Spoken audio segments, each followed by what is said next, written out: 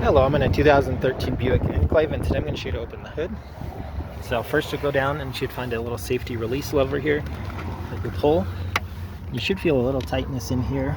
You can see that cable there. It should be attached with a little tightness. If it's not, you want to address that. So now that we got that released, most vehicles towards the middle here, you should feel a little lever to release more. This one is right here, so we'll push and lift.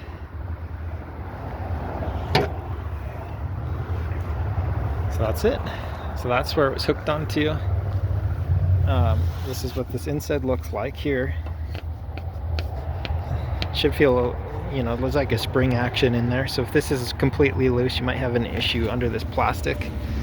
Maybe spray some WD-40 in there to loosen it up, clean up any debris stuck. If you're still having issues, make sure nothing's bent or the hood's out of alignment. But yeah, if everything's straight, this should be how it works. Anyways, I hope this was helpful. Hope you have a wonderful day.